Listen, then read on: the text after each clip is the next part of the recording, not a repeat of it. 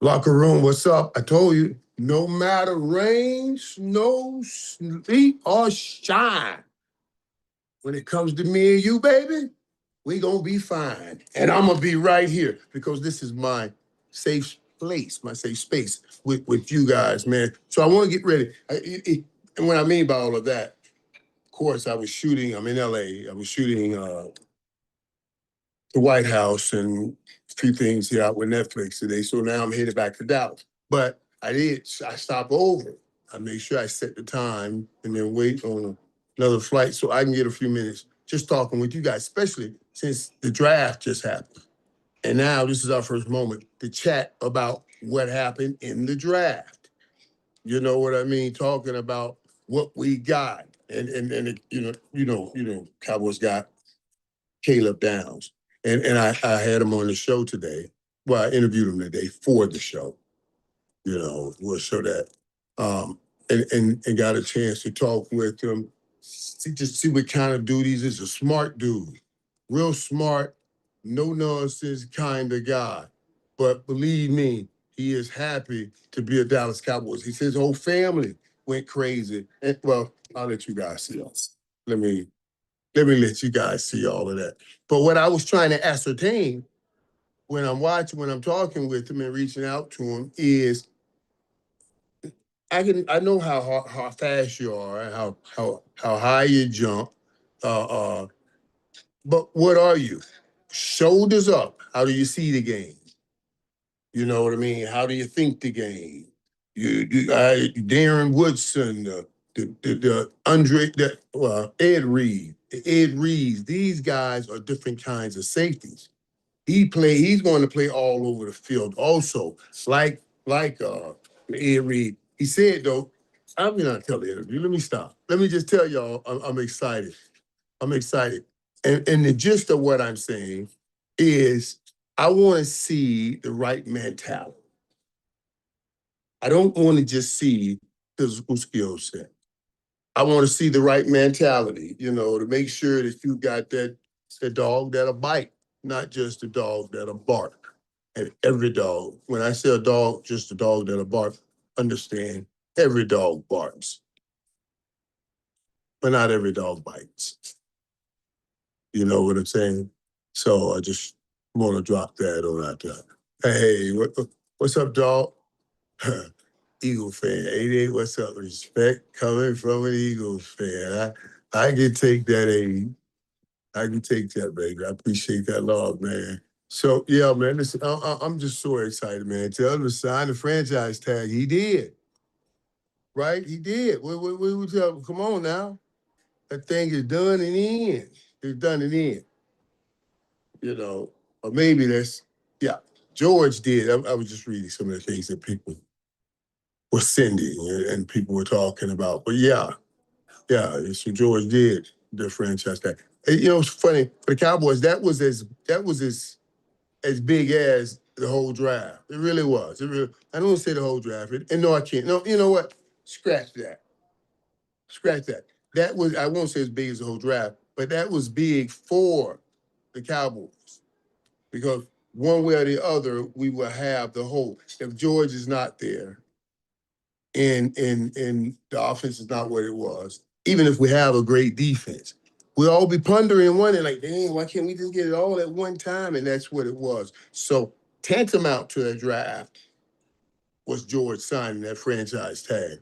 And now they pick up these kinds of players, these young players, talent players. You got rushers like Malachi Lawrence. Those are guys that take care of things on the front end, and Barham take care of things on the front end. And then Caleb Downs on the back end. And now Caleb Downs plays close to the line of scrimmage. He plays back back in the deep third. He'll play linebacker, middle of the field. He'll give him some sacks. He'll make turnovers. All of these things. He is a playmaker, and that's why I wanted to talk to him, and that's why I'm so happy for the Cowboys draft. And I told you guys, I wanted those defensive ends come crashing down. And I wanted Ruben Bain, I wanted Akeem Massador, and we didn't get him. Massador went to the Chargers, one pick before. As a matter of fact, I'm gonna have him on the show also. Ruben Bain went to the Bucks, 15. You know, so they were gone. Malachi Lawrence from UCF. Everybody that I talked to says they talk about his size, big guy, his athletic ability, and he loves to play. You gotta love to play the game. And he says that's what we got. So yeah, man, Dr. Playmaker, talk about it. The Playmaker, what's up, man? Ahoy, beautiful people. Ahoy. That's what it is, man. Either we sign GP or trade him. We always having this problem every year. We're gonna get things done. Dude, the story with the George Pickens and everything, too, though, is this. There was stuff coming out talking about Dave Mulugeta and Jerry Jones, which I think that's interesting. And from what I understand, and maybe they're trying to work it out, I guess, hopefully that they kind of talked, you know. So I don't know. I want to know how much George Pickens and Dave Mulugeta is asking for. Yeah, we all want to know. We all want to know, right? you know, we all want to know. Oh yeah, oh yeah. You're talking about Bernard, who never played football, getting drafted. Yeah, yeah. Hey, you can't. You guys, right now, you let that man. And there's a gift and a talent, right? And I'm very funny about this. At certain points, like right now, those guys getting drafted is an incredible day for them. That's why I really threw up when I talked about Malachi Tony. I'm Malachi Tony, yeah, Malachi Lawrence, but Ruben Bain and what they put up under Ruben Bain's info bar. If everybody gets to get to a place where we get to measuring and judging and this did that and this did. I want that day when I was on TV. I want to be very careful on that day. I don't want to put down no player because it's a big day. And if anybody getting drafted and we get into that day and we start talking about, well, I don't know if this was the right draft pick. This guy right here, I don't know if he fits in this team. We're talking from the big picture of the football team, but never thinking about the picture of the player who just lived his greatest day. We got to jump right into it and destroy it with analyzing how he fits and everything, as opposed to I've always found that funny.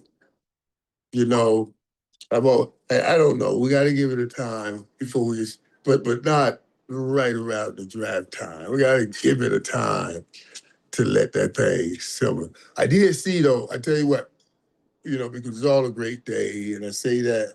But I thought it was interesting also was that did you guys see how the Sean McVay thing went down with Ty Simpson, the quarterback? Just when they picked up Ty Simpson, it looked like he was. Well, first of all, did Sean McVay look buffed as I don't know what? Man, I mean, I was like, God damn, man. He is a buff dude. I mean, he looks so good. I was like, what's it? Something that got married looks good. And I thought, I said, wow. But he looked like he was not happy with that pick. Like he thought he wanted something else. And see, even this, people will take this and kill Ty Simpson with it. That was a big day for him. And you see everybody, and it did. It did. It looked like he's not happy. But why we got to go and break down and ascertain all of these things, it try to tear down that more very important day. You know what I mean? For that player. So I'm cool with that. Yeah, I understand too, guys. It's whenever you get whenever you get a big guy that can run, that's always a valuable asset to the NFL. Do you think we sign any players represented by Mulugeta? I think we'll sign some players represented by Mulugeta. That's what I'm telling you.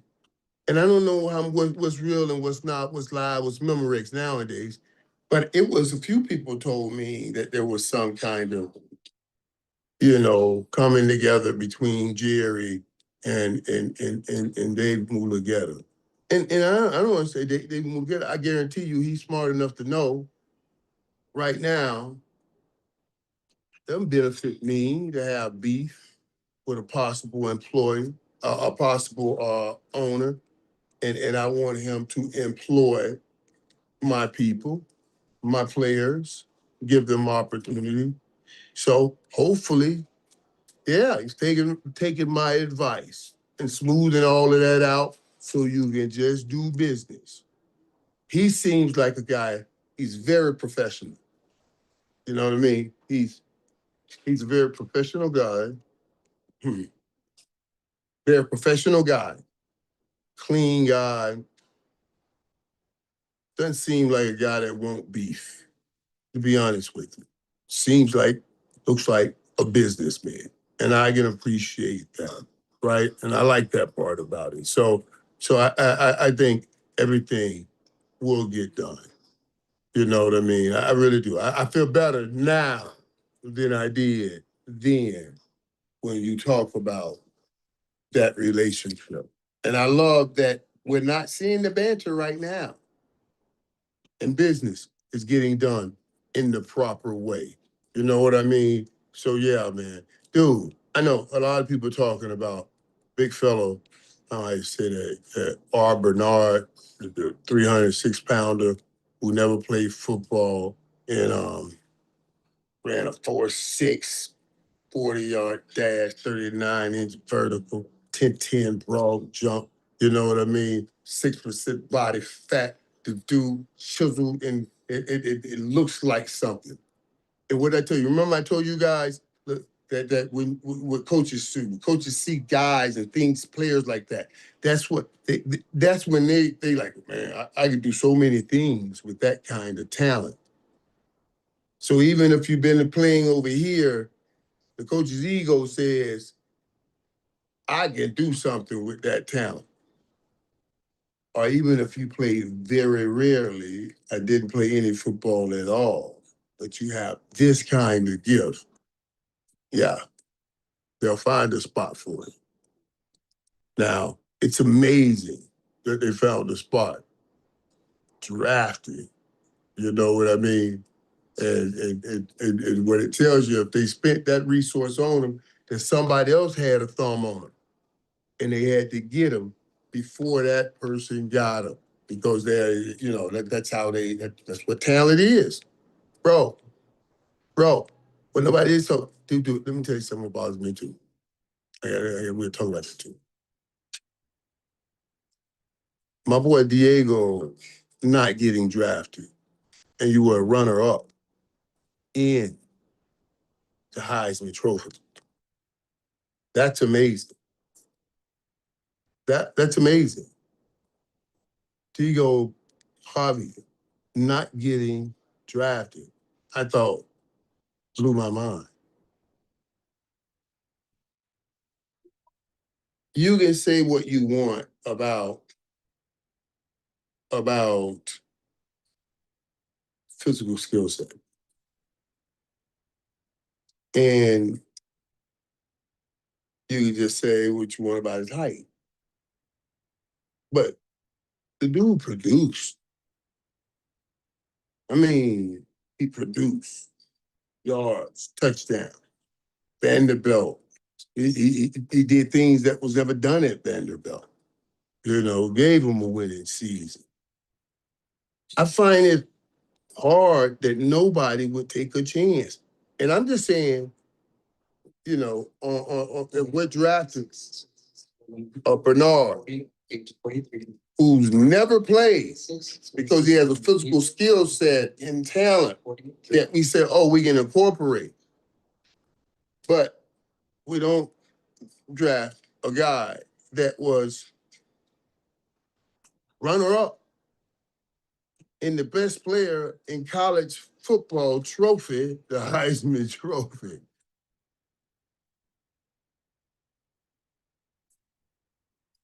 That's pretty crazy. Now I talk with him, and I know he's happy.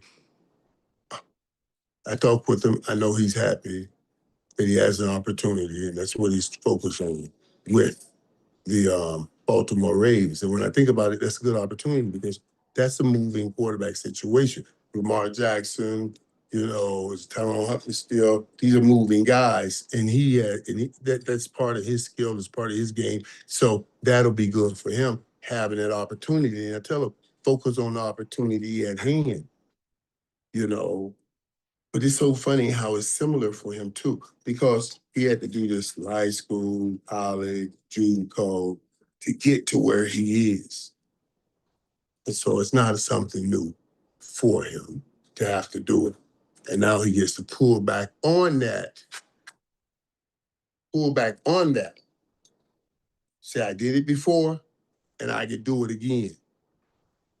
I played in the NFL because it's my dream.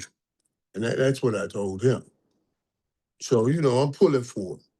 I want you guys to pull for him too. I like seeing dudes overcome the odds and do things. So then you put that on your memory. You counted me out. They all counted me out. I overcame. I got it done, and we won. But dude, think about that. Think about this. When we talk about talent, remember when I used to tell you guys, man, I remember what the Nate Newtons and my big boys looked like. They were jolly. These dudes now, these dudes 306 pounds, 6'4", and not an ounce of fat on them. It's amazing what's being produced because you're starting to train them almost right out the womb. It's amazing. It really is. We're going to have people, man. But the body just keeps developing, and we keep going farther in and deeper down. You know, how can you have a 40-inch vertical when you have to move 310 pounds? Excuse me. Do you know what kind of power you have to generate standing still to sprout 40 inches up standing still?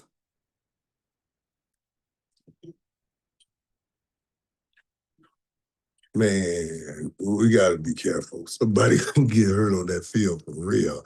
It's not what I'm wishing. But these aren't men that are being born. These are like machines that are being produced. And yeah, we just got to be careful. I got to get on this plane and watch these basketball games. You know what I mean? I think it's so crazy with these basketball games. I'm hoping, the things DiVincenzo and Anthony Edwards, both out. And Nuggets, they were struggling with those guys, man. I don't know, how long did they say Anthony Edwards was going to be out? Because I didn't see that. I thought they said it'd be a while, you know. So even if they try to get a few weeks, right? Okay, a few weeks. And when you say a few weeks, that don't really mean a few weeks. It's a few weeks. He'll be out a few weeks before you can even start thinking about getting back on the knee and moving. And then it may take a little while. So to even get rid. So, I don't know if Minnesota will be able to hold off. But but listen, those guys are playing. Those guys are playing. That one young girl, Ayo, whatever came in for when Anthony Edwards went out.